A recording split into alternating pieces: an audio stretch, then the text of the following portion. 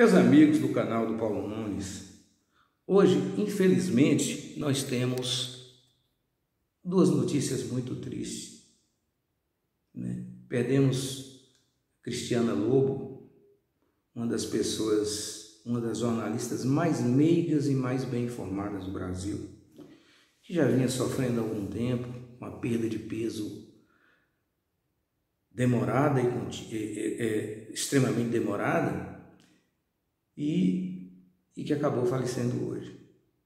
Junto com isso também, por afogamento, o deputado João Isidoro. Mas, para nós aqui de Vitória da Conquista, uma perda extremamente significativa e que dói muito no coração de todos nós, que é da nossa companheira Edna Nolasco. Eu conheci a Edna Nolasco quando eu tinha 7 anos e ela tinha 6.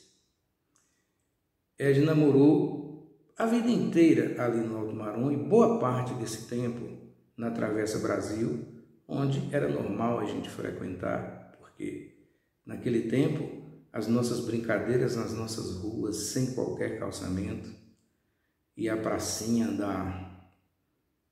do Alto Marum, que se chama hoje a Praça Gerson Salles, não tinha qualquer pavimento e servia para instalação de picadeiro de circo. Então, essa era a infância que a gente tinha, de jogar triângulo quando chovia e de fazer barragem exatamente para poder tentar reter a água. E as meninas, é claro, brincavam de chamado cozinhado, e era onde Edna entrava. Seu pai faleceu cedo, o seu Paulo, que era fotógrafo, e passou os ensinamentos para ela, e ela aprendeu que Edna já revelava as fotografias com 10 anos de idade. Você encontrava a Edna nas escolas com 12 anos, já fazendo fotografia, e dedicou sua vida inteira a essa arte. E mesmo nos tempos da entrada da fotografia digital, ela não desistiu. Então, ela formou-se em Direito, quis optar pela advocacia criminal, chegou a fazer alguns trabalhos e acabou desistindo e continuou com o fotojornalismo. Edna é responsável, com certeza, da maior parte do acervo fotográfico que tem a Prefeitura Municipal e a Câmara Municipal de Conquista, porque ela cobriu praticamente tudo. Faltava a Edna na cobertura dos comícios de Vitória da Conquista, porque naquela época que existia comício em larga escala, dificilmente uma mulher se atreveria a aparecer para fotografar. E ela, ainda muito jovem, deixava isso a cargo dos fotógrafos masculinos.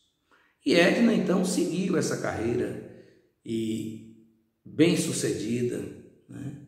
Edna esteve comigo nos anos 90, 80, nós voltamos a ficar mais próximos, e um dia ela chegou lá na redação do jornal Hoje, que era meu, é meu ainda, né? Porque não circula, mas não acabou.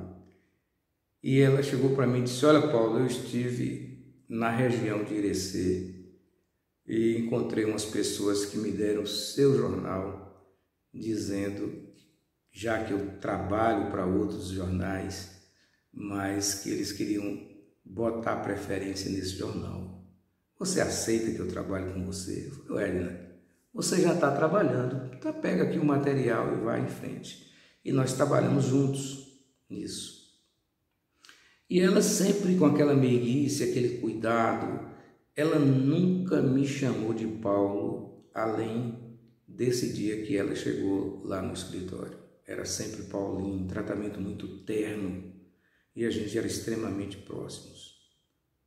Tanto que eu estava numa recepção em Vitória da Conquista e um grande amigo chegou e disse assim: ô Paulo, pede licença aí que eu quero lhe apresentar aqui o deputado fulano de tal. Eu disse: olha, eu não vou deixar de conversar com Edna Nolasco e Nelma para ir querer conhecer esse deputado seu, não. Eu não estou interessado. Então, para você ver que eu também dava preferência para quem eu estava ali. Eu também não sou muito afeito a esse negócio de estrelato de ninguém. Isso aí, para mim, não tem serventia. O que tem é o companheirismo, é o amor de uma pessoa para com a outra. E Edna, em todos os momentos que Vitória da Conquista teve formatura, casamento, lá ela estava fotografando tudo. E o meu caminho sempre cruzava com o dela, né? Eu formava uma filha em Direito e a solenidade, se eu não me engano, foi sim, a solenidade foi na Câmara de Vereadores de Vitória da Conquista. Uma parte da solenidade, né? Entre Auditório das Sacramentinas, porque não sei por que acharam que o auditório da UESB era pequeno para fazer a recepção da Escola de Direito da UESB, e essa parte que teve na Câmara de Vereadores. E aí o mestre de cerimônia faltou. E eu tinha uma filha formando. Era muito mais interessante eu estar com a família ali assistindo. Aí minha filha chegou para mim, junto com algumas colegas, umas 10, e essas meninas me pediram para fazer a apresentação. E minha filha falou: pai, eu trouxe essa equipe aqui porque eu sabia que se eu pedisse você ia recusar, não que fosse por ruindade, mas porque você acha que não devia fazer. E eu fui lá e fiz. Virei o mestre de cerimônia. Pouca gente sabia disso até chegar ao final e eu dizer que eu tinha uma filha formando naquele momento. Foi até bom porque eu depois fui convidado por um cidadão de Barreiras para apresentar uma formatura lá, né? Claro que eu não fui, isso não era minha praia. E Edna Nolasco estava lá me fotografando, né? Fizemos uma luta grande aqui também no Sindicato dos Jornalistas. Houve um tempo que houve praticamente a cassação dos jornalistas provisionados, que era onde eu me enquadrava, e Edna Nolasco, né? Nós éramos da FENAGE, nós tínhamos o registro profissional como jornalista, mas houve aquela grande confusão e nós saímos da história, mas Edna continuou sendo representante do Sinjoba em Vitória da Conquista e fazia muito pelo Sinjoba. E aí, nessa grande luta, né, de fazer o Sinjoba grande, ela tentou colocar aqueles jornalistas que já conseguiam o seu registro diretamente pelo Ministério do Trabalho, que é o meu caso, reconhecidamente pelo governo, uma vez que o Supremo Tribunal Federal, por 10-1 ou 11-0, reconheceu que jornalista não precisa carregar um diploma, até porque, se assim fosse, nós não teríamos Rui Barbosa, né? Nós não teríamos Vilas Boas Correia e outros tantos. Barbosa Sobrinho, inclusive presidente da Associação Brasileira de Imprensa por muito tempo, assim como nosso querido Samuel Celestino, que é advogado como eu. Bom, então, Edna tinha um cuidado muito grande com as coisas de conquista e sempre estava presente nas lutas. Foi uma guerreira para fazer com que todos os profissionais de Vitória da Conquista envolvidos com jornalismo, e não necessariamente jornalistas, fossem vacinados.